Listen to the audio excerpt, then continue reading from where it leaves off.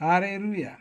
Tinosangana zvekare pachirongwa Shoko RaMwari nezviri kuitika munyika nhasi, chatinopiwa mufudzi Kristu yakilome. Chirongwa ichi chava muchikamu chechi10. Tiri musvondo rekutanga rechikamu ichocho. Nhasi ndozuva rechipiri rechirongwa ichocho. Chirongwa ichi mufudzi Kristu vanenge vachitidzidzisa shoko raMwari nokutibatsira kunzwisisa zvinhu zviri kuitika munyika dzedu.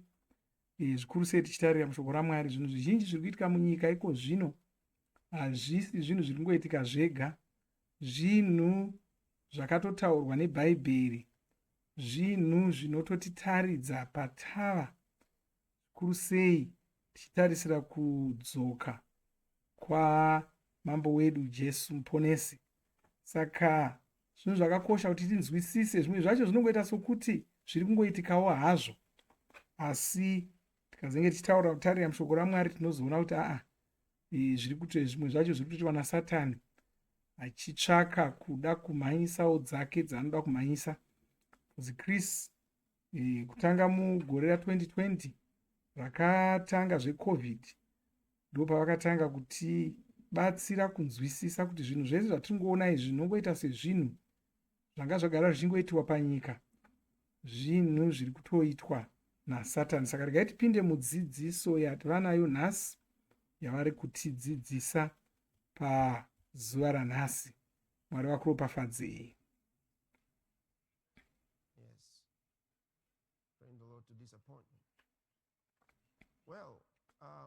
Zvakanaka, regai tipinde munyaya yatinoda kutarira nhasi. Nezuro takatanga nyaya dzacho, muchanakirwa nazvo. Regai tiverenge tsamba yechipiri kuvaKorinde, chitsauko chechina, ndima ye13. Saka hatineti, asi kunyange munhu wedu wekunze uchipera hawo, munhu womukati anovandudzwa zuva rimwe nerimwe.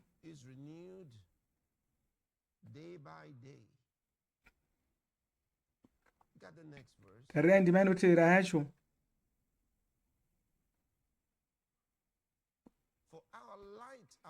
Nokuti kutambudzika kwedu kwakareruka kuripo kwechinguva chiduku kunotiitira kubwinya kukuru kwakaisvonaka kusingaperi, tisingatariri zvinoonekwa asi zvisingaonekwi, nokuti zvinoonekwa zvinopfuura asi zvisingaonekwi ndezvokusingaperi.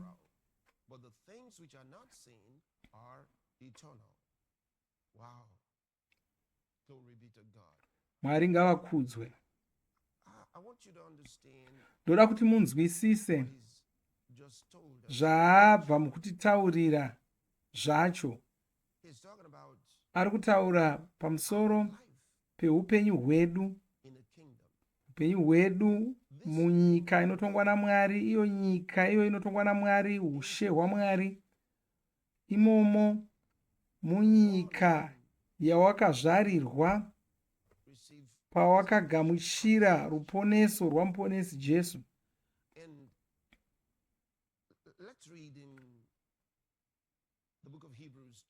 Regai tiverenge vaHebheru ye12,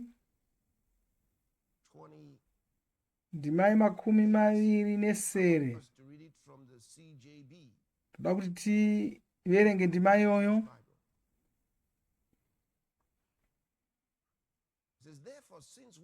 Kwai saka zvatinopiwa ushe husingazungunuki, ngative nokuonga kuti tishumire Mwari nako, tichimufadza nokukudza nokutya. Kwai takapiwa ushe husingazungunuki. Haleluya. Takapiwa ushe husingazungunuki. Look at it in the RSV.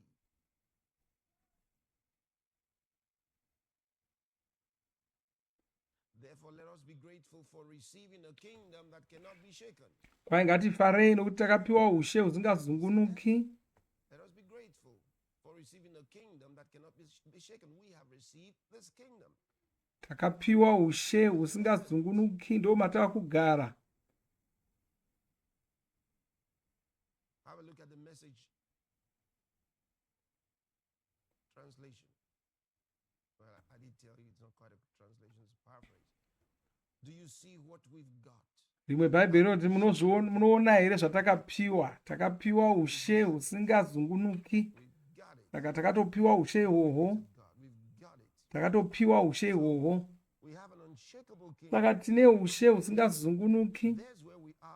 Ndo matava iko zvino munyika iyoyo inotokwana Mwari.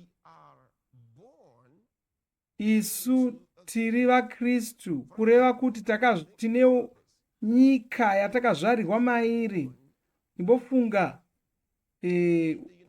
ngatimboti wakazvarirwa kuBritain, uchizvarirwa ikoko nokuti mai vako vakabva kunyika kwavo vachinogara, vakatamira kuBritain, kuda wakazvarirwa ikoko, kana kuti vakanga vashanyira nyika iyoyo ndokubva vokuzvarira ikoko, saka wakunzi wakazvarirwa kuBritain.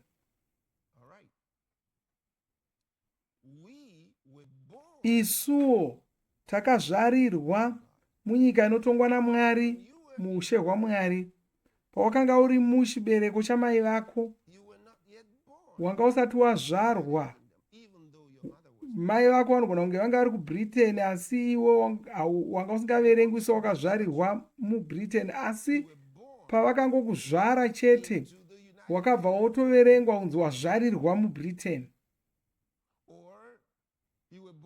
Kana kuti wakazvarirwa kuAmerica, kana kuti wakazvarirwa kuNamibia, kana kuGhana.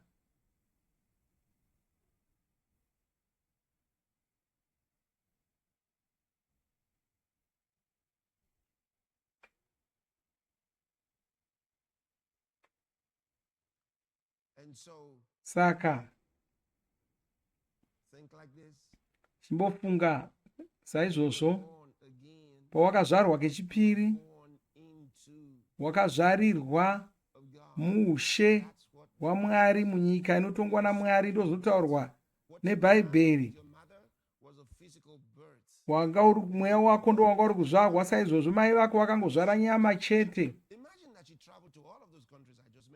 Imbofunga kuti ngatimboti mai vako vakashanyira nyika dzese idzodzo dzandambotaura, vakazonokuzvarira kune imwe yacho, vanogona kunge vakanga vane pamuviri pako, asi vachingoshanyira nyika idzodzo, vaigona kungonokuzvarira kune imwe yadzo. Kuda vakazofanira kuita zvokuvhiyiwa, kuda vakazovhiyirwa kune uri mai vako kovava mune imwe yedzimwe nyika idzodzidzi. Ndokuda ndokuzokubudisa vachiita zvokuvhiya mai.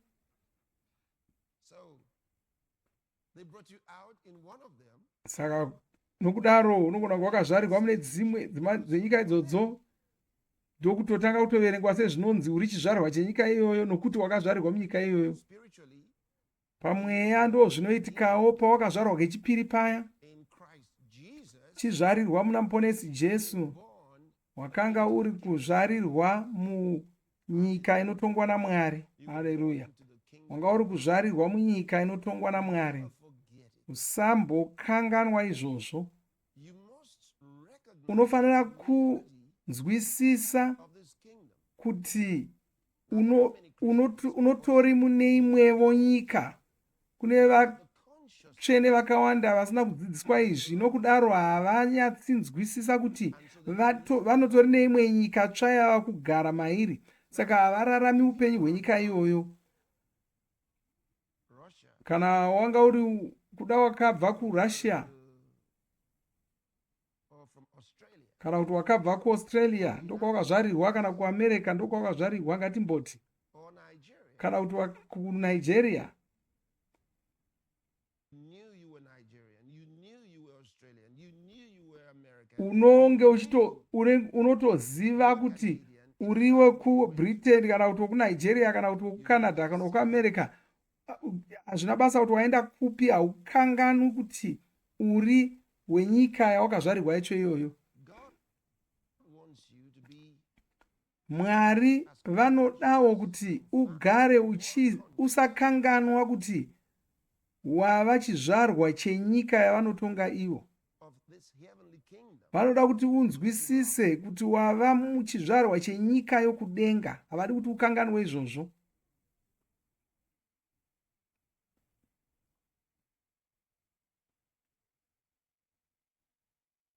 Listen, if you will do this, Teerera izvi. Kana ukaita zvinhu ukasakanganwa izvozvo, unozoshamisika neupenyu nokunaka kweupenyu hwaunozorarama. Unozoshamisika chose.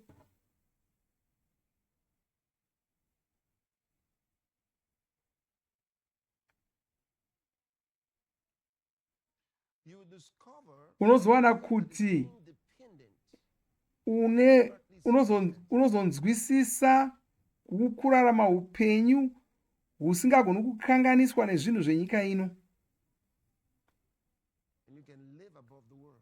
uye unozorarama uchikurira zvinhu zvenyika ino. That's our calling. Ndo upenyu hwatakadanirwa ihwohwo.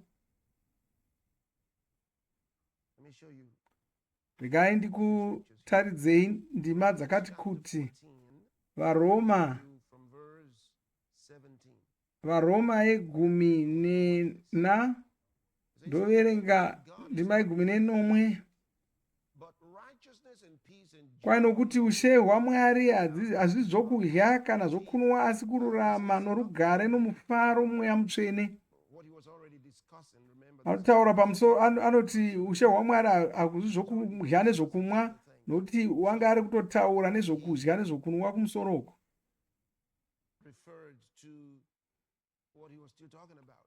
But then he said to you, Asi apa ari kutitaurira kuti ushe hwaMwari, nyika inotongwa naMwari, inyika yakaita sei. righteousness, Kwai kururama, and rugare Holy Ghost. nomufaro Holy Ghost, mu Holy Spirit. namweya mutsvene. Means rendering of Holy Spirit. Joy in the Holy Spirit.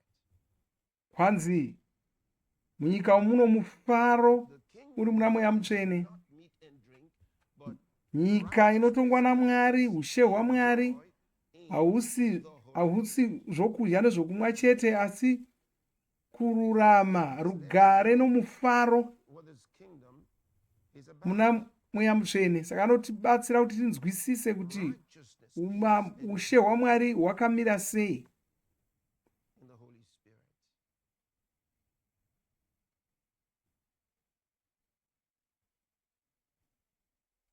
And I'm going to try to break that down for you. Mangwana ndichahidza kujekesa Subject. nyaya yokururama yakadzama chose. Portion of the Bible here. Ngativerengezve imwe ndima. You're supposed to have. This is huge. Well, not just supposed to have, that you have. You got to awaken to its reality. Okay. Go to Ephesians chapter 5. Enda kuna vaEfeso 8. 5 ndoverenga kubva pandima 7. For ye were Kwai nokuti kare maiva rima. Old King James says sometimes. The word is once. You were once darkness. It's saying you used to Kwai nokuti kare maiva rima. be Maimbova rima. darkness. But now, Asi zvino muri chiedza muna She. walk as children of light. Fambai savana vechiedza. Hallelujah. Haleluya. You were once darkness. Kwai maimbova rima, You're no hamuchisiri rima zvino mava The chiedza. kingdom of God is not meat and drink, but righteousness and peace and joy in the Holy Ghost. Kwai nyika inotongwa naMwari hakusi kudya nokunwa chete, Let's read from verse asi 17. kururama, rugare nomufaro. Isaya, And the work of righteousness shall chitarirai Isaya yemakumi matatu nembiri. Kwai righteousness basa rekururama and assurance richava forever. richava rugare, The word translated as nebasa security. nokushanda kwokururama kuchaunza And security. runyararo nokuchengetedzwa nokusingaperi. Safety, security. This is wonderful. Zvinoshamisa chose. He says the kingdom of God is not meat and drink, but righteousness. Kwai ushe hwaMwari hakusi kudya kumwa nokudya, Righteousness is saying asi the word of righteousness. kururama, Peace. rugare nomufaro. Peace in your life. Ozotaura And the effect of this righteousness basa rinoitwa nokururama ikoko. is quietness and Kwanzi assurance. kururama uku kunounza rugare, Security. runyararo Quietness forever. nokuchengetedzwa Not for 2 nokusingaperi, weeks. kwete kuchengetedzwa kwemasvondo maviri chete. The work and effect of righteousness. Basa rekururama nezvibereko zvokururama This kingdom munyika iyi inotongwa naMwari. as a gift. Vakakupa kururama sechipo. There's power in righteousness. Mukururama mune simba. Tichataura pamusoro pesimba iri mangwana. This righteousness of God Kururama kwaMwari uku that's been imparted to your spirit. kwakaiswa mumweya mako. This righteousness of God Kururama kwaMwari by uku which and in which you walk. kwaunoshandisa pakurarama kwako. Oh, the power of his righteousness in your spirit. Simba rakururama kwavo mweya mako iguru chose. The most beautiful thing in all the world. Ndo rakanyanya kunaka munyika ino yose. How glorious. Rinoshamisa, How glorious. rinoshamisa. Let's read further. Look at verse 18. Regai tiverenge ndima yegumi Shall nesere. dwell Vanhu vangu vachagara paugaro huno rugare, and in sure dwelling napadzimba dzakasimba, and quiet napanzvimbo dzokuzorora dzakadzikama.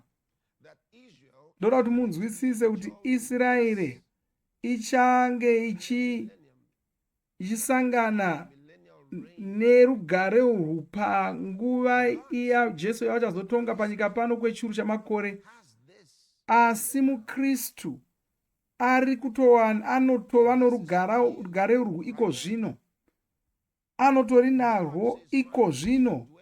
Dwell in Mwari vakati vanhu vangu vachagara munzvimbo dzino rugare, vachagara mudzimba dzakasimba dzino runyararo. Tarirai ndima inotevera yacho. Oh boy. I think I should show you something. How Kurarega ndikutaridzei kuti munoshandisa sei shoko raMwari muupenyu hwenyu. in this kingdom Munyika iyoyi inotongwa naMwari, shoko raMwari tinorishandisa sei. Nokuti dzimwe nguva vanhu vanongoverenga shoko raMwari asi havanzwisisi kuti shoko iri rine basa rei, nemhakei takapiwa magwaro iwayo, nemhakei Mwari vari kutaura nesu. Mwari vanga vasina chinovamanikidza kutaura kwatiri kana kutitaurira, asi vakataura. Vana mashoko avakataura. Jesu vakatitaurira kukosha kwamashoko ayo. Kwanzi munhu haangararami nechingwa chete, asi neshoko rimwe nerimwe rinobuda mumuro maJehovha. Shoko iri ndo rinokuraramisa. Mushoko ndo mune simba. Shoko ndiro rinokuita munhu werudzi rwaMwari. Shoko iri ndo raunoshandisa pakurarama kwako. Ivo vakazvitaura, chitsvaka kuti isu tigogona kuzvitaura takashingawo. Hauna kungotaurirwa kuti ungonzwa, asi unonzwa shoko iri woridzeya mweya mako, ropinda mweya mako, rova ndiro rakazadza unhu hwako hwose. Nokudaro paunozofunga,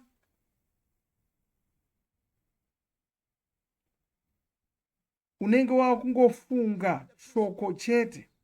Unenge wava tsamba yakanyorwa namuponesi. Ikoko ndokurarama upenyu hwechikristu. Mukristu itsamba yamuponesi inenge iri kuonekwa ari munhu wenyama.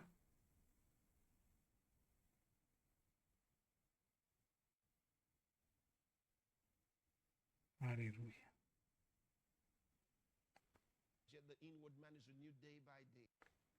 Kwanzi hatineti kunyange munhu wedu wokunze ari kuparara, asi womukati ari kuvandudzwa zuva rimwe nerimwe.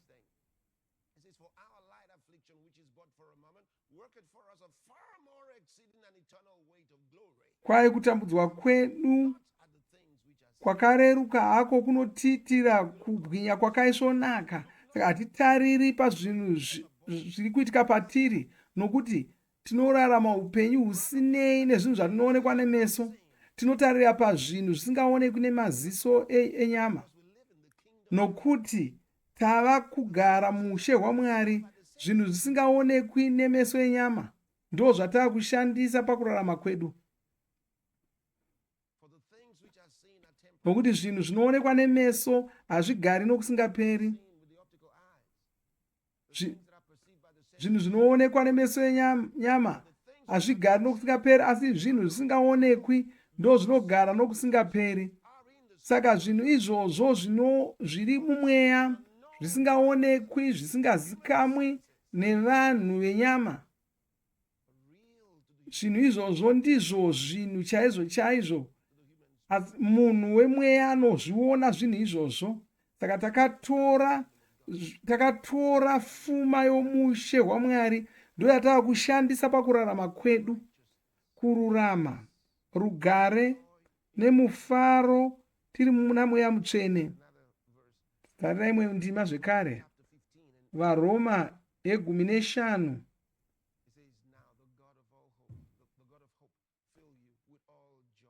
Kwai Mwari wetariro vakuzadzei nomufaro norugare,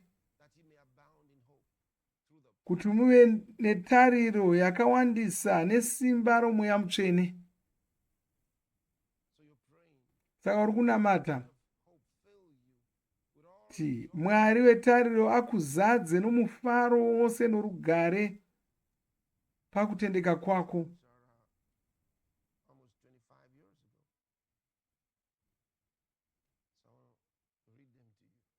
Zvinhu zvandiri kuverengera izvi ndakazvinyora makore 25 apfuura.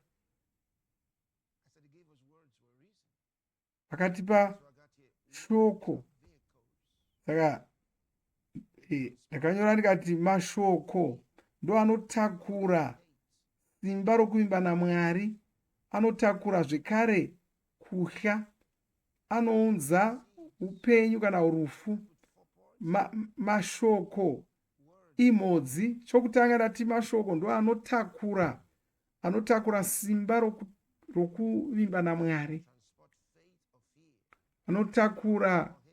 Anogona kutakurawo upenyu kana rufu kana kutya. Ndikati chechipiri, mashoko imbeu, anobereka zvaanotaura.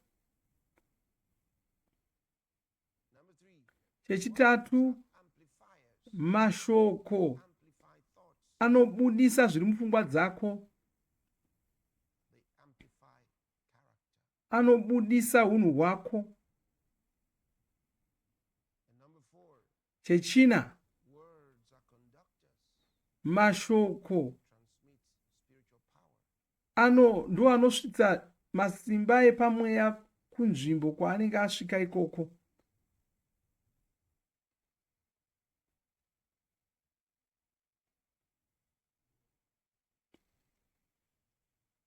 saka kana uchida kutumira simba raMwari kune chimwe chinhu unotaura mashoko kuchinhu ichocho.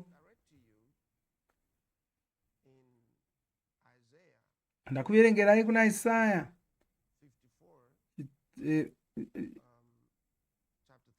ndakuverengerai kuna Isaya 32. Tikaverenga ndima ye19, ndoda kuti titarire ndima ye19 yacho. Kwai vanhu vangu vachagara paugaro unorugare napadzimba dzakasimba napanzvimbo dzokuzorora dzakadzikama. Zvino kana ukaverenga ndima yakaita sei ongoti Mwari ndinokutendai nokuti makandivimbisa rugare. Haufaniri kuita saizvozvo nokuti zvose zvakavimbiswa naMwari zvakatouya, zvose zvakavimbiswa naMwari zvakatouya zvakatakurwa namuponesi Jesu, zvinotowanikwa muna muponesi Jesu nechekare. Zvino munyika yedu yatinogara zvakavimbiswa izvi zvatovapo. Saka unobva wataura uchiti Baba ndinokutendai nondinogara munzvimbo ino rugare, ndinogara munzvimbo yakachengetedzeka, munzvimbo ino runyararo.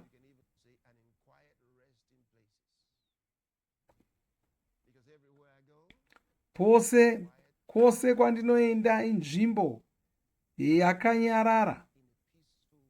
Kutaura kuti ndinogara munzvimbo ino rugare ini. Ndo matauro aunoita kana uchinge waona ndima yakaita seiyi. Haisi yokuti ubve wanamata uchikumbira Mwari kuti vakuitire zvinhu zvakanyorwa mairi. Zvakatoitwa kare. Ngandikuendese kuna Isaya 54 kubva pandima ye13. Kwai vana vako vose vachadzidziswa naJehovha, rugare rwavana vako ruchava rukuru. Unozva zvaari kutaura here? Ari kutaura kuti kana uri muna muponesi Jesu, Mweya Mutsvene vanotora vana vako vovadzidzisa ivo vomene. Saka unozowana kuti vanenge vakudzidza zvinhu, mweya yavo inenge yakudzidza zvinhu zvinoshamisa zvaunotoshaya kuti vakazvidzidza sei, chii chakavaita kuti vazive nokunzwisisa zvinhu izvozvo. Saka unotaura uchiti muzita raIshe Jesu vana vangu vanodzidziswa naIshe uye vano rugare runoshamisa.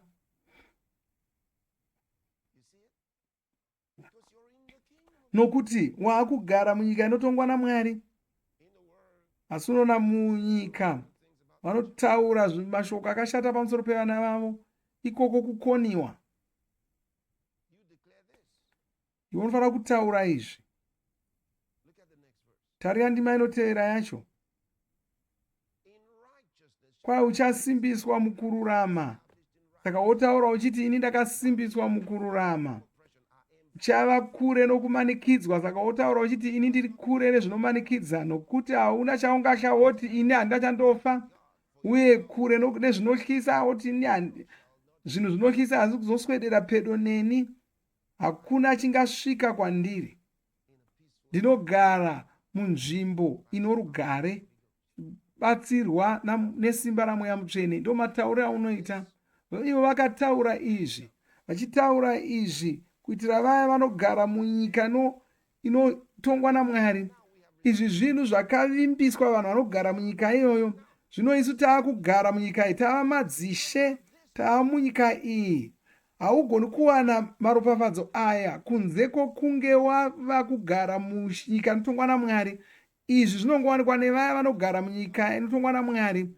Zvino ivo vakazvarirwa munyika inotongwa naMwari iyi. Saka zvose zvakavimbiswa izvi zvato zvako. Saka unotaura semunhu akatozviwana. Ndo kushandisa kwaunoita shoko ikoko. Taridzei muna Mapisarema 33:9. Kwai nakidzwa uri muna Ishe. Farikanya kwazvo muna Jehovha, iye anokupa zvinodikanwa nomwoyo wako. Saka unobva wataura uchiti ini ndinofarikanya muna She. Saka zvose zvinodiwa nomwoyo wangu ndinozviwana.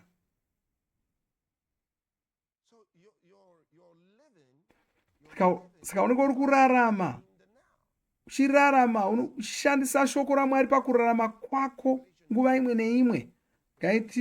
Tiinde kuna zvakazarurwa ye12.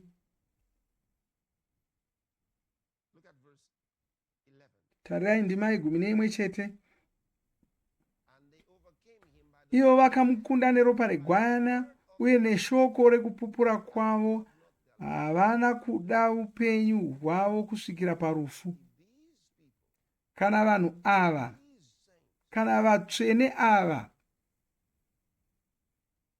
during the tribulation, vakanga vari munguva yekutambudzwa kwenyika, overcome kana vakakurira by the word of their testimony. vachishandisa mashoko okupupura kwavo chete, Tell you about zvinorevei izvozvo pamusoro peshoko rokupupura kwako? what does that tell you? Zvinorevei izvozvo pamusoro peshoko rokupupura kwako?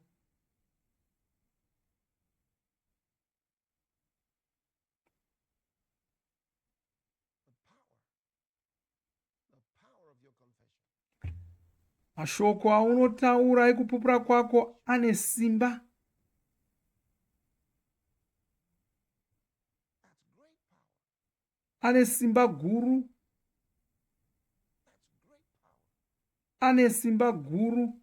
Mashoko okupupura kwako. Go to Hebrews chapter 13. Enda kuna vaHebheru 13.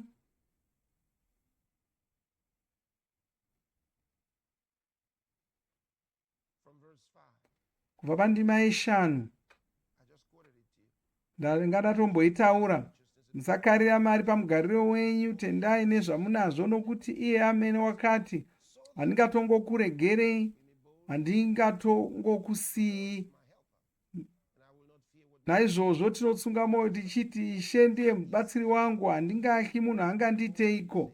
Sakwai Mwari vakataura kuti tigowanawo zvokutaura takashinga. Saka hausi kungobvumirana neshoko raMwari, uri kutotaura wakamira pashoko iroro, unofanira kutaura. Simba reshoko raMwari, shoko raMwari rinozoshanda chete kana uchinge waritaura. Ndo zvatinoona muna Roma 10 ndima ye12 kusvika chipinda mune 10, kwanzi uchapupura nomuromo wako, ukapupura nomuromo wako kuti Jesu ndiwo Ishe, ukatenda ukagamuchira mwoyo mako and with the mouth confession is made. kuti Mwari vakamutsa kwakafa, unoponeswa, nokuti nemwoyo unogamuchira wova ururamiswa, nomuromo unotaura woponeswa. With the mouth confession is made. Muromo wako unofanira kutaura. Kana uchinge wataura nomuromo wako, ndokuti ugozoponeswa. Word of the now is a now word. Unofanira kutaura mashoko akataurwa naMwari. Chataura muzvinhu zvako zvoupenyu hwako panguva iyoyo. In Hebrews chapter 11. Muna vaHebheru 11 chete, wotarira ndima ye3. Through faith we understand that the word Kwaisu tinovimba naMwari, nokudaro tinonzwisisa kuti dzinyika dzakaumbwa neshoko raMwari raitaurwa nevanhu. the aeons were framed by the rest Tinovimba naMwari, saka tinonzwisisa kuti throughout the New Testament. dzinyika dzakaumbwa neshoko raMwari raitaurwa navanhu. Takakutaurirai kuti tichitarira mutsungano itsva, vanhu vaifanira kutora shoko raMwari, vanofanira kutora shoko raMwari vachiritaura ivo, ndokuti rigoshanda. Shoko raMwari haringoshandi nokuti Mwari varitaura, rinozongoshanda kana uchinge waritora iwe ukaritaura, uchiritaura semunhu anobvumirana naro. The rhema of God, you see, Saka pose paunoona pachinzi shoko rakataurwa naMwari, shoko rakataurwa Mwari, vanenge vachitaura pamusoro peshoko rakataurwa naMwari rikachizotorwa nevanhu vakaritaurawo. that the aeons Saka ari kutaura kuti zvinhu zvanga zviri kuitika munyika kwamakore asaya zvanga zvichirongwa nemashoko aMwari aitaurwa nevanhu. Ndikandikutsvakire zvimwe zvandakakunyorera, zvandakanyora makore akawanda apfuura, ndoda kuti ndizviverenge.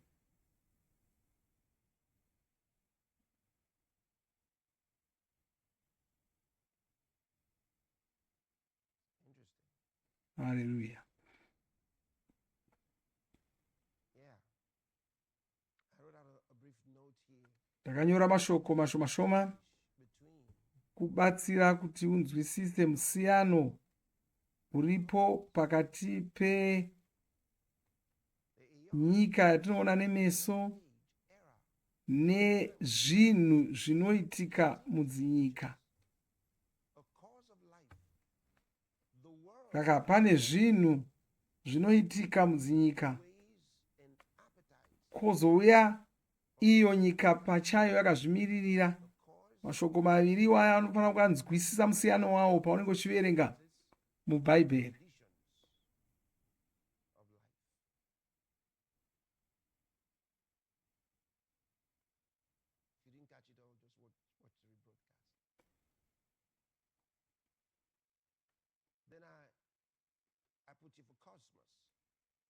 The cosmos. So when you see world, often Saka kana uchiverenga uchiona reading cosmos mubhaibheri in the Greek makanyorwa nyika dzimwe nguva and because they havanenge vasiri kutaura chinhu chimwe chete. used in so many places as world in the English. Dzimwe nguva vanenge vachitaura pamusoro pezvinhu There's a difference. zviri kuitika munyika. Dzimwe nguva vanenge vachitaura nyika pachayo, Respect to its order, governments, systems, and structures. zvichibata nehurumende nevanhu vagere munyika imomo. And their carnal applications.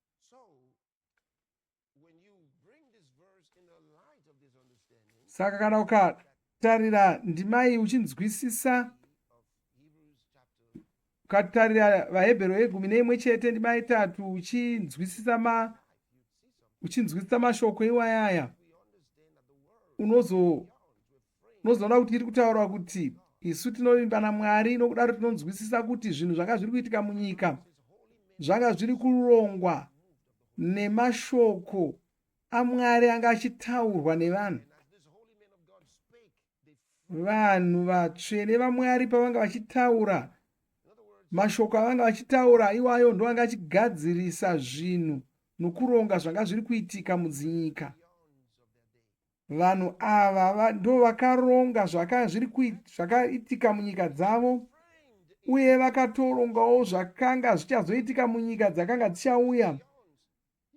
better get this. Unofanira kunzwisisa izvi. God, Mwari through prophets, vakataura burikidza navaoni vavo, vakataura vachironga kuti zvinhu zvenguva yedu zvinofanira kufamba sei. Zvino isi tinofanira kuchitaura takashinga. Tinofanira kutaura mashoko iwayo akataurwa navaoni, tichiwirirana nawo mashoko iwayo.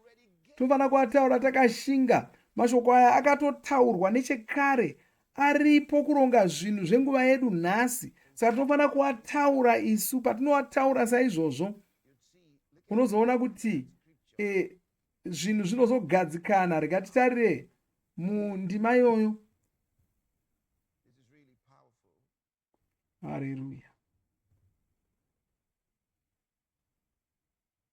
In that third verse, Muna vaHebheru 11 chete ndima 3 tine shoko ranoda kuti uone. and you'd find some of the teachings on the Pastor Chris Digital Library Dzimwe dzidzo dzacho unodziwana padura redziso yamufudzi Chris. explain some of this. Uchiona pandakatsanangura zvimwe zvezvinhu izvi. Saying that the eons Kwa isu tinovimba naMwari, nokudaro tinonzwisisa kuti zvinhu zvanga zviri kuitika munyika zvanga zviri kurongwa neshoko raMwari, iro shoko riya rakanga riri kutaurwa nevanhu. Saka iwe unogona kugadzirisa zvinhu zvenguva yako, unogona kuita zvinhu zvenguva yako zvifambe zvakanaka. you see what these fake globalists are trying to do. Zviri kuda kuidzwa nevanhu namakoronyera adoda kuparadza nyika aya. In fact, there's a scripture Pane to my spirit. pane Write it down. So ndima yandiri kuda kuti ndikupei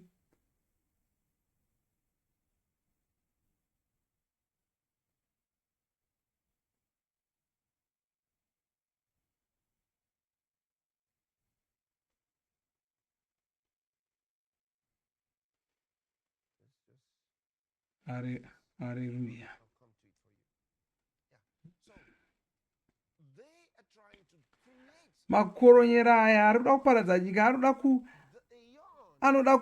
anoda kutirongera kuti tigare munyika yavanoda kutigadzirira ivo. They are false prophets Vanoda kuti tigare of their forefathers munyika prophesied their future.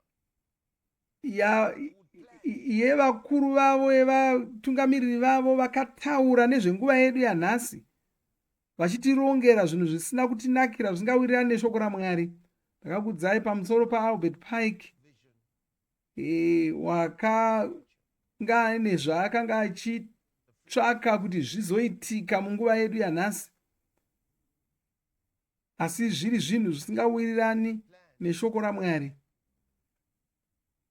For the world Chironga zvavairongera nyika, of the world vane nyika yavanoda of a one world government. kuona, vanoda kuti nyika ino pave nehurumende imwe chete inenge ichitonga nyika ino yose. It's an evil and Asi hurumende yacho ihurumende yakashata, ine hutsinye. a totality. Ndo yavanoda kuti inge ichitonga nyika ino, iri hurumende inotungamirwa naSatani, ine hudzvanyirira.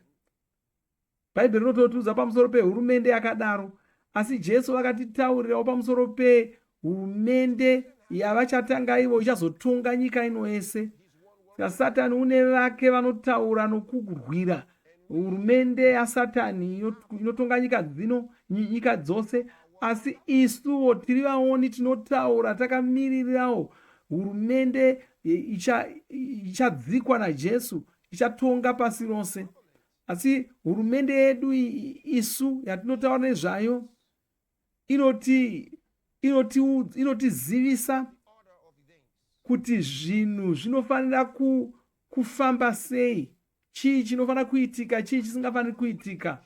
Saka hurumende yakatotirayira zvokuita kuti zvinhu zvenyika ino zvifambe negwara rakarongwa naMwari.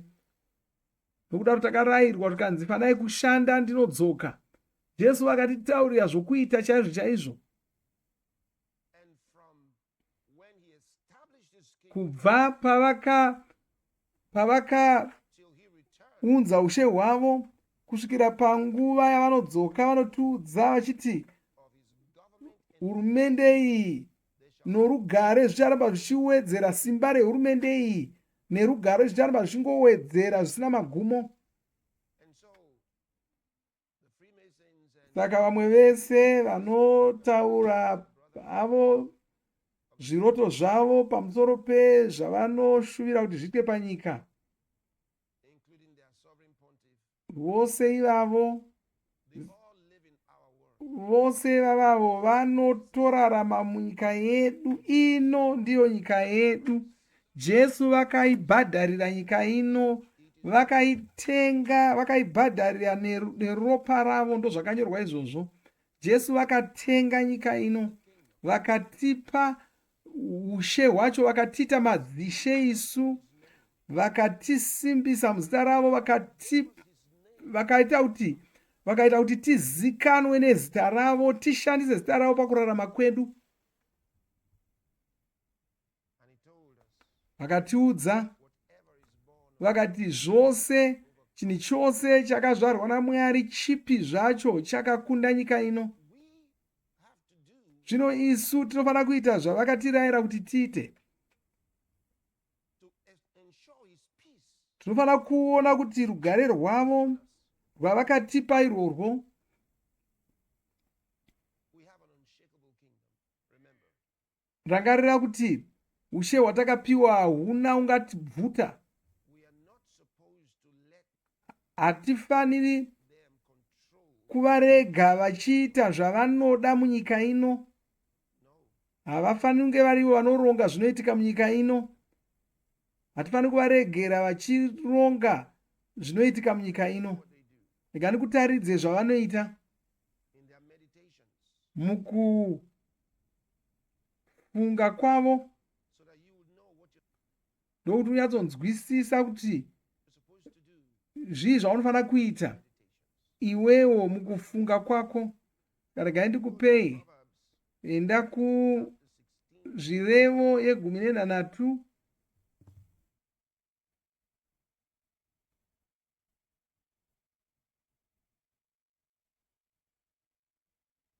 from verse 27. kubva pandima ye20 Follow me as I read. nenomwe. Inzwai ndichinamata. Man Munhu usina maturo unofungira vamwe zvakaipa, in his lips pamiromo yake pano moto unopisa. an ungodly man, Munhu asingatyi Mwari ndo zvaakaita, and in his lips there is a anongofungira vamwe zvakaipa, pamiromo yake pano moto unopisa. the World Economic Forum. Wakanzwa here? Ndo zvakaita vanhu vemamasangano makuru atinoona. A froward man soweth Kwai munhu wakatsauka unokusha kukakavara, mucheri unoparadzanisa shamwari dzinodanana. how that happened to Ukraine and Russia. Ndo zvakaitwa pana Ukraine neRussia, dzakangopesaniswa pasina kana nyaya. Look at the next verse. Tarira ndima inotevera. The violent man in Munhu unomanikidza unonyengedzerawo kwake achimutungamirira panzira isina kunaka. nations Handizvo here zvavakaitira kunyika all been enticed dzavakanyengera vakadzipinza muneto, mumasangano avo asina kunaka, achivapinza mumakwara asina kunaka. he shutted his eyes Kwai munhu unotsinzina meso ake, unozviita kuti afunge zvakatsauka, unoruma namiromo yake wotoita zvakashata. Saka kwai paanotsinzina meso ake chichi ari kuita, ari kuronga mwoyo make zvinhu zvakashata. Anenge ane zvaari kuronga mwoyo make akatsinzina kudaro. Fauci did that Ndozvakaitwa naFauci izvozvo for COVID panguva yeCovid. because he was asked what Nokuti wakabvunzwa zvikanzi, he said sei vakati vanhu vakarayira vanhu vasunge miromo vafutsukane, based on wakawa zviwanepi? Zvikanzi ndakangotsinzina ndikazvifunga. what Wangofuma afunga zvinhu izvozvo.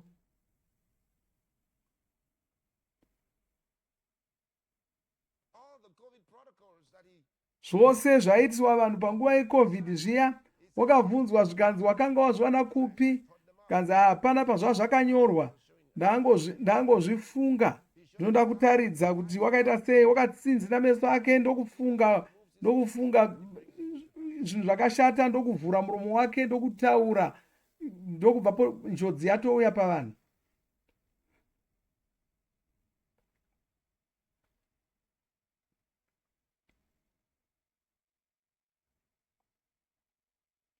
so we understand the principle. Saka tinoziva mashandiro ezvinhu izvi, kuti newewo unofanira kutsinzina meso ako, Just brings peace. uchironga zvinhu mumwoyo mako, uchironga zvorugare, wozozvitaura nomuromo wako kuti zvichiitika. Kuita kwakadaro ndokunounza rugare. Kana zvaitwa nowakarurama zvinounza rugare.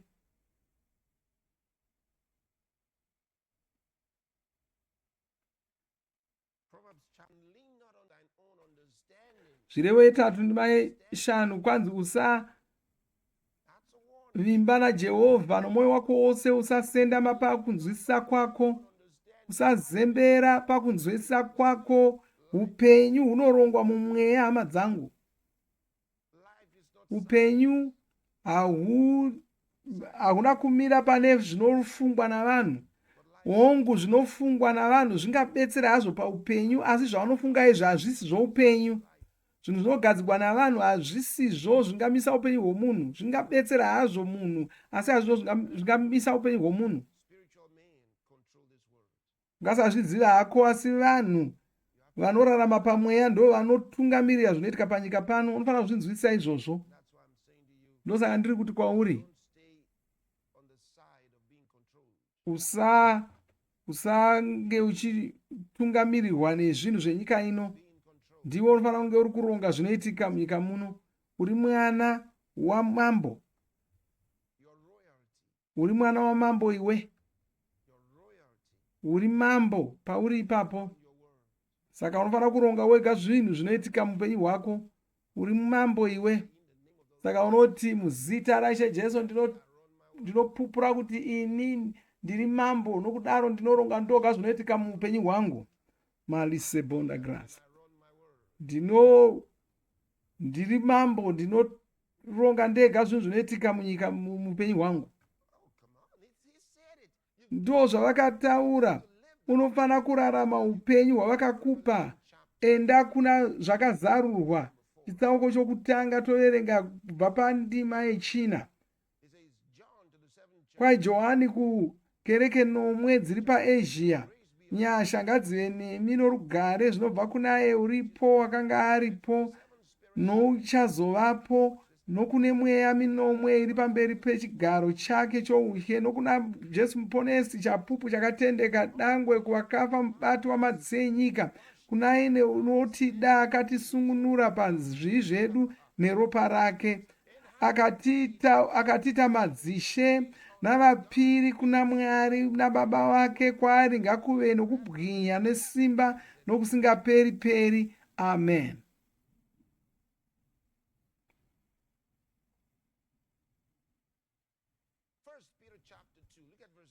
Tarira patsamba yapita yokutanga chitsauko chepiri ndima yepfumbamwe. Kwanzi asi imi muri rudzi rwakasanangurwa, vanhu vakasanangurwa, uprista hwamambo. Uri mambo, madzimambo vapiri. Ndakuna vaRoma 5. Roma 5 ndima 14.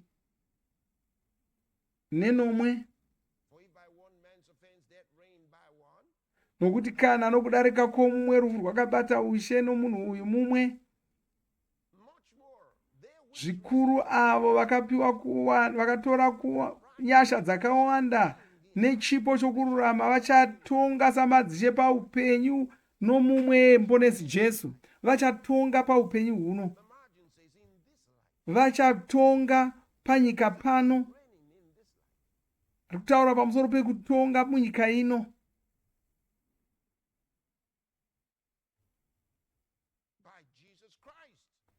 Vachitonga pamwe chete namuponesi Jesu. Ndorangarira ndichikutaridzai musiyano wokutonga takamirira Jesu pamwe nokutonga pamwe chete naJesu. Ndakakutaridzai kuti zvakasiyana izvozvo. Iko zvino tiri kutonga takamirira Jesu, asi kana vachinge vazouya vachitonga kwechiuru chemakore, tichange tiri kuvabetsera kutonga panguva iyoyo. Asi iko zvino tiri kutonga takavamiririra.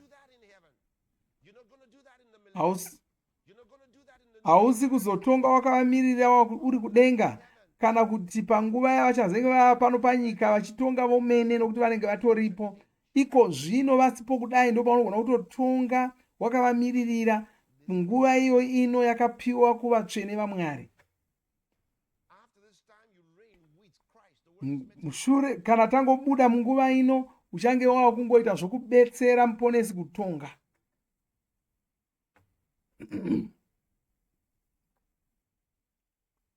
Haleluya.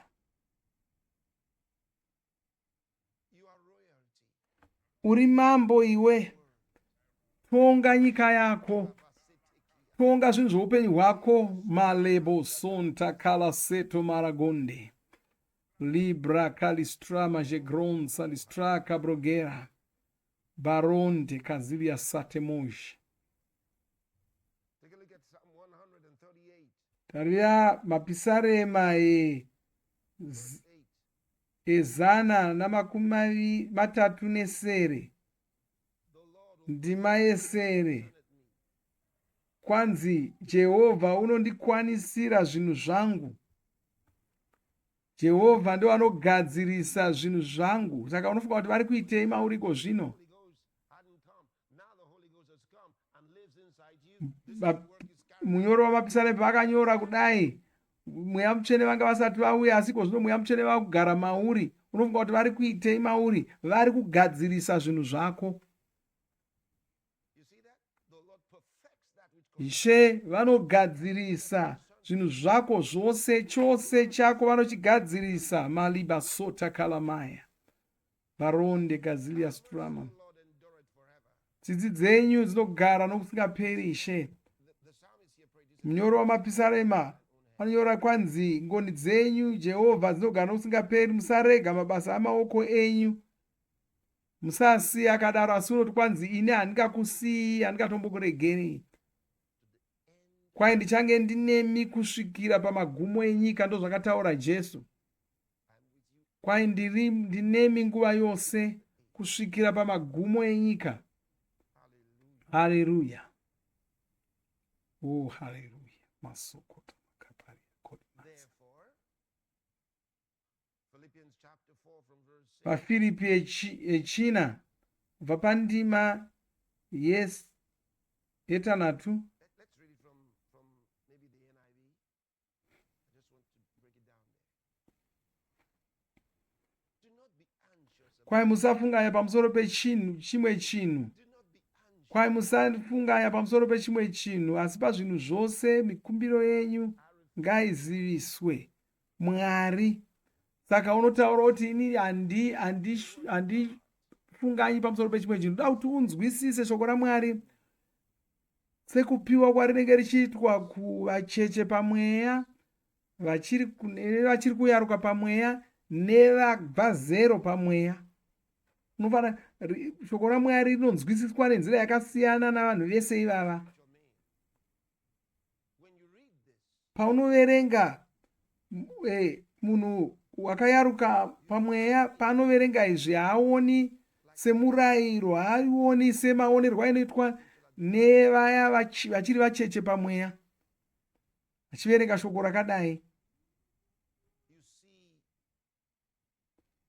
like Moses saw, anoriona maonerwo araitwa naMozisi.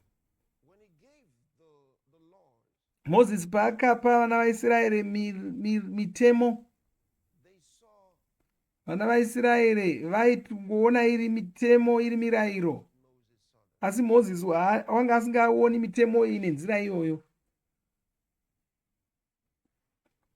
There are two things Mozisi une described. nzira mbiri dzaaiona nadzo mitemo iyi.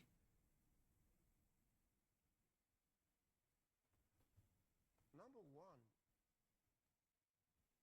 he saw the law, Mozisi expression of the righteousness of God. waiona kururama kwaMwari mumitemo iyi.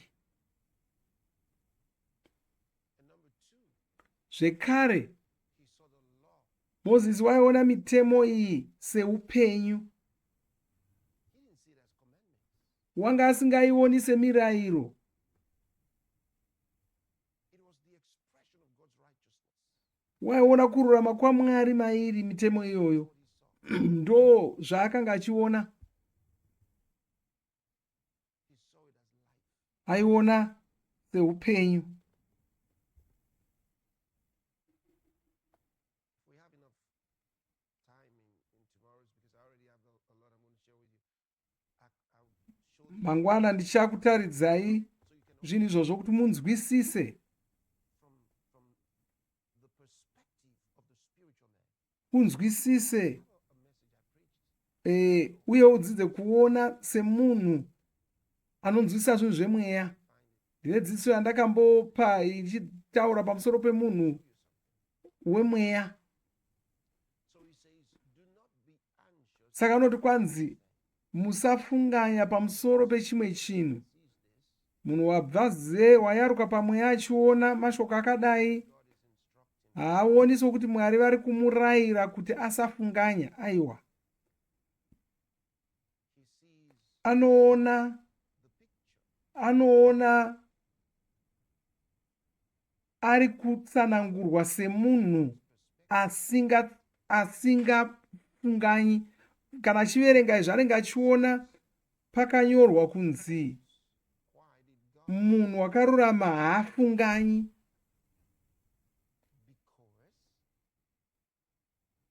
What God created you to be is one that should not be anxious. Munhu wayaruka pamweya achiona izvi anobva atoziva kuti Mwari havana kumusika semunhu anofunganya.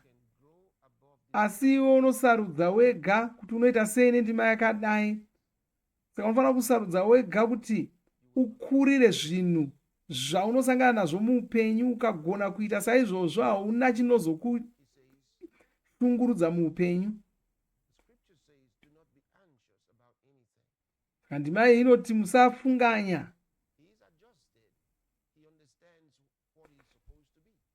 Saka atoverenga kudaro anobva anzwisisa upenyu hwaakapiwa. Kutoziva kutoti ini handisi munhu wokufunganya. Kutotaura achiti inini handisi munhu wokufunganya. Obva atotanga kurarama semunhu asingafunganyi.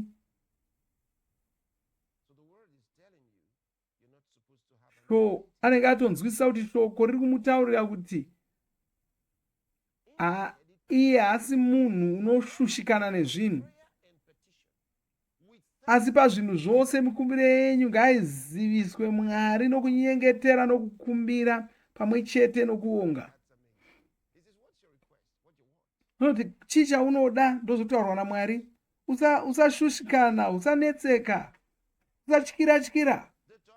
Chii chauri kuda? Woti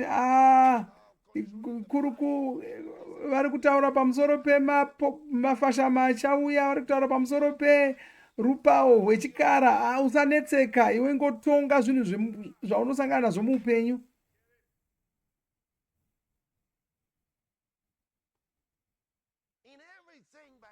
Muzvinhu zvose chinyengetera nokuvonga Mwari.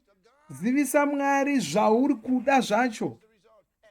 Kwai zvino rugare rwaMwari runopfuura kunzwisisa kwose rucharinda mwoyo yenyu nemifungo yenyu muna muponesi Jesu. Rugare rwaMwari rusinganzwisisiki nepfungwa dzevanhu ndo richakuputira. Ini handina chinondivhundusa. Handina chinondivhundusa.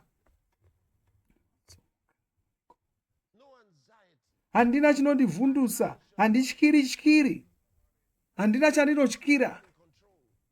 Ndinoronga ndega zvinhu zvinoitika muupenyu hwangu. Ndinotonga zvinhu zvenyika yangu. Ndiri mambo.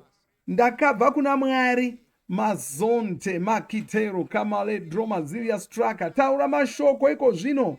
Taura mashoko mumweya iko zvino. Taura mashoko mumweya iko zvino. Taura mashoko muzita raJesu. Mira saJesu uchitaura mashoko mumweya. Ramonte kalabaya. Redokola mazento. Rabo de kosa malisdraga. Lepro gadigranza. Rugare tinorayira rugare. Ngamuve norugare mudzinyika. Ngamuve norugare mudzimba dzedu. Rugare mumaguta edu. Rugare malikote malistraka brongitero kazilia strama jegonza. Taura iko zvino. Makote malisdraga brokilia streme jogi branco. Leprontia grantia listraka brojeda. Zilatria paregonda ganstre listrakia bagosia. Jeko talimaria gonste listrakia talimaria. Taura nedzimwe ndimi. Mazonte, mirotia, brakia tromizilia sante moregoya. Taura mashoko mweya mutsvene. Libranco teconsia libra conde lastria mara gonde. Latreme gonde mazilia strakia bagonze. Chapero katilia strakia chapero. Mazente, ladrege baconsia mazento. Mantre crapodelo strakia mazento. Male gratia mazilia strama shegonde. O marabada karamaya. Le bonde katamoriande. libra katremelos draga brojanda lake borigoria, ndiwe uri kutonga, ndiwe una masimba ose, malipande gazdrakia dramigonde mazilia straka maligronzia. Chinhu chose chakazvarwa naMwari chipi zvacho chinokunda nyika ino. Malese demekota maria ligedonza malistraka. Tiri muna muponesi Jesu, saka tinotonga maliketo malizdrama rengota mazilia straka bogansia rengota malekrontia rengota mazilia rengota montre krapotia rengota bikosia rengota lakreboli strakia rengota labroketoza majiga dilastremero gonda lebrokadrakia mazonte. Ukutaura mashoko, taura mashoko amweya mutsvene, taura mashoko mumweya. Tiri kutuma mashoko mumweya, tiri kutaura mashoko mumweya. Mashoko edu aya ari kupinda mumweya, tichishandisa simba ramweya mutsvene kutonga zvinhu. Maligento marakatamaya lebodo gazigideja gratia morento caparendo garendo caparendo mantrokia caparendo dicosia caparendo macrosia caparendo malistrakia caparendo malosti gransia caparendo. Vemubatanidzwa wenyika dzepasi rino havasi kuzotirongera zvinoitika panyika pano, nokuti mazano avo haana kunakira dzinyika.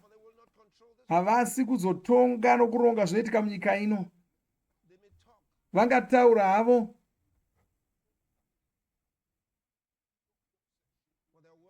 asi mashoko avo haana chaanobudisa, nokuti simba rabviswa kubva mumashoko avo iwayo nomavari. Havasi kuzoronga zvinoitika panyika pano. NeWF havasi kuzoronga zvinoitika panyika ino. Varingoti vanoshandira pasi rose, asi hazvina zvazvinoreva. Laki domizilia sate mogire kelemero kabranco zilia strama jegero balos stramagira bastre graboshta. Zvose zvavari kuita izvo zvafuruswa, zvaparara. Libranco tekronsia zvawisirwa pasi, azviwisira pasi. Malekropoli strama jegronta lirabonde gazilia strama jegonda zento. Havasi kuzoronga zvinoitika panyika pano. Legoda bazie gade shalamara. Panguva ino ndiri kuudzai kuti tiri kushandira mumweya iko zvino, tiri kushandira mumweya iko zvino. Izvozvi tiri kushandira mumweya, tisu tiri kutonga, tisu tiri kutonga izvozvi.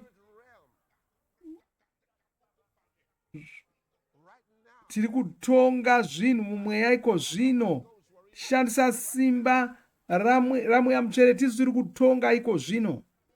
Balisa domagada balistraka balisa domagada. Uye zvinhu zviri kuzongofamba sokuronga kwamweya mutsvene. Zvose zvinoitika mudzinyika zvichawirirana nezvakarongwa naMwari. Zuva rino indoro zuva renyasha reruponeso, izuva revatsvene, harisiri ramuponesi wenhema. Munyika dzose mweya womuponesi wenhema hautibvumiri kuti ushande. Malizeto magaria. Shoko roruponeso richaparidzwa munyika dzose. Munyika dzose richaparidzwa, richasvika kunyika dzose. Rino izuva, ino inguva yevatsvene. Vatsvene havasina chinozovakanganisa. Vatsvene havana chichazovakanganisa. Male dremegora balestro majiga branchia tramora libagonde mazilia sentemea gabrotia gazilia strakia gabrokia male strakia gabrokia dilastria gabrokia malistramija badrokia liprangitaslia badrokia maseporanda gabea gracia liprankota mazilia strama Jagilestromagiria braco decromalistrama jegonza. Lirata makotirata, lirata makotirata. Bokralistrama jegronsia liprakitero gonza. La diba gonte mazilia strakia brakidesi akastremelo braga. Zalepro cadigronsia listraka brojeta mazie gronta.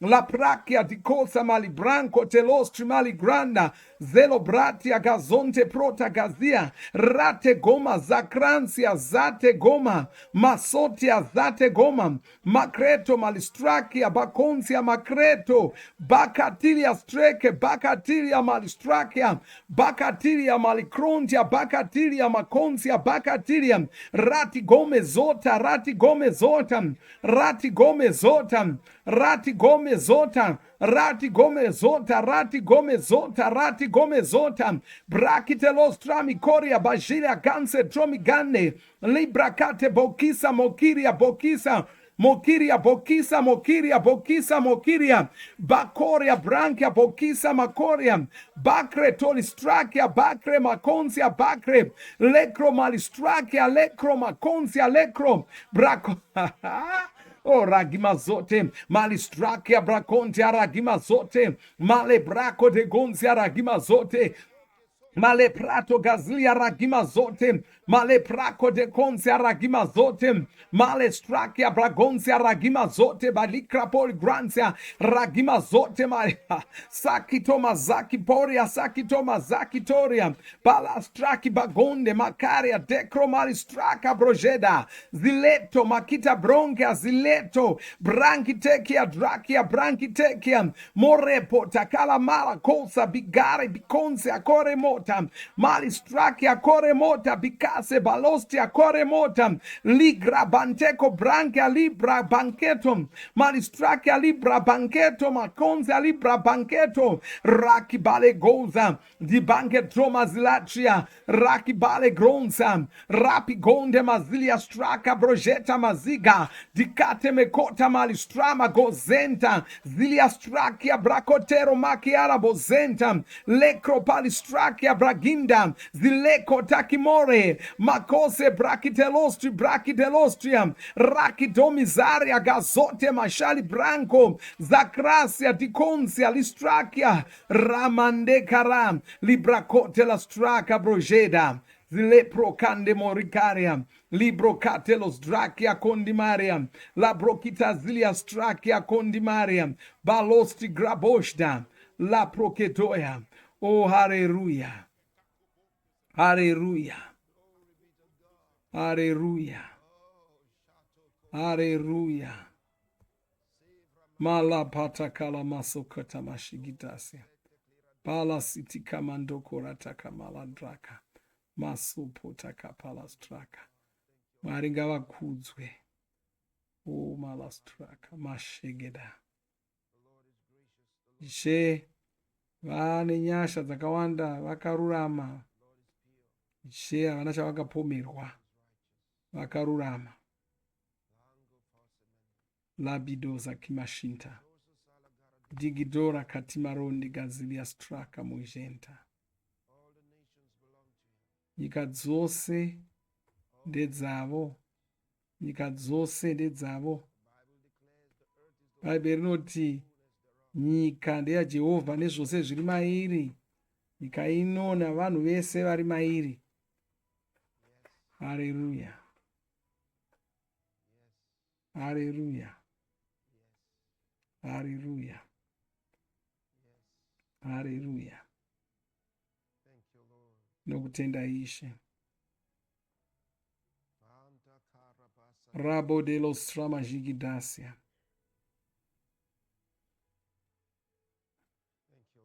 Nokutenda Ishe.